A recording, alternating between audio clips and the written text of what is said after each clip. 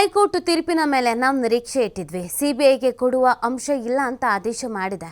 ಬೆಂಗಳೂರಿನಲ್ಲಿ ಗೃಹ ಸಚಿವ ಡಾಕ್ಟರ್ ಜಿ ಪರಮೇಶ್ವರ್ ಈ ಸ್ಟೇಟ್ಮೆಂಟ್ ಕೊಟ್ಟಿದ್ದಾರೆ. ಲೋಕಾಯುಕ್ತ ವರದಿ ಸರಿಯಲ್ಲ ಅಂತ ಹೇಳಕ್ ಬರಲ್ಲ, ಅದಕ್ಕಾಗಿ ಪೀಠ ಈ ಆದೇಶವನ್ನ ಮಾಡಿದೆ. ಇಡಿ ತನಿಖೆ ಬಗ್ಗೆ ಮುಂದೆ ನೋಡೋಣ. ಸ್ವಾಭಾವಿಕವಾಗಿ ತೀರ್ಪುಗಳು ನ್ಯಾಯಯುತವಾಗಿರುತ್ತೆ. ಸ್ನೇಹಮಯಿ ಕೃಷ್ಣ ಸುಪ್ರೀಂಗೆ ಹೋಗುವ ವಿಚಾರ, ಅವ್ರು ಹೋಗ್ಲಿ, ಅವಕಾಶ ಇದೆ. ಸದ್ಯಕ್ಕೆ ನಮಗೆ ಇದು ಅನುಕೂಲಕರ ಆಗಲಿದೆ ಅಂತ ಪರಮೇಶ್ವರ್ ಅವರು ಪ್ರತಿಕ್ರಿಯೆ ಕೊಟ್ಟಿದ್ದಾರೆ.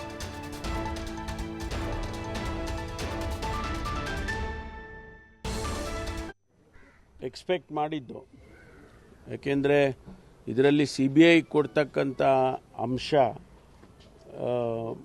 ಏನು ಇರಲಿಕ್ಕಿಲ್ಲ ಅನ್ನೋದು ಒಂದು. ಜೊತೆಗೆ ಲೋಕಾಯುಕ್ತ ಸಂಸ್ಥೆ ಏನು ಇನ್ವೆಸ್ಟಿಗೇಷನ್ ಮಾಡ್ತಾ ಇದೆ ಅದರ ಮೇಲೆ ಕೂಡ ಒಂದಿಷ್ಟು ಫೇತ್ ಇರಬೇಕು ಅನ್ನೋದು. ಅಲ್ಲಿ ನಾವು ಇಂಥ ಸಂದರ್ಭದಲ್ಲಿ ಒಂದು ಇನ್ಸ್ಟಿಟ್ಯೂಷನನ್ನು ಮಾಡಿದ ಮೇಲೆ ಆ ಇನ್ಸ್ಟಿಟ್ಯೂಷನ್ ಮೇಲೆ ಒಂದಿಷ್ಟು ವಿಶ್ವಾಸ ಬೇಕಲ್ವಾ. ಹಾಗಾಗಿ ಲೋಕಾಯುಕ್ತ ಸಂಸ್ಥೆಯ ಮೇಲೆ ಕೋರ್ಟು ವಿಶ್ವಾಸವನ್ನು ಇಟ್ಟು ಈ ರೀತಿ ಆದೇಶ ಮಾಡಿದ್ದಾರೆ ಅಂತೇಳಿ ನಾನು ಹೇಳ್ಬೋದು.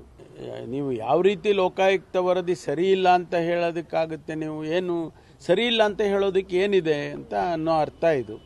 ಹಾಗಾಗಿ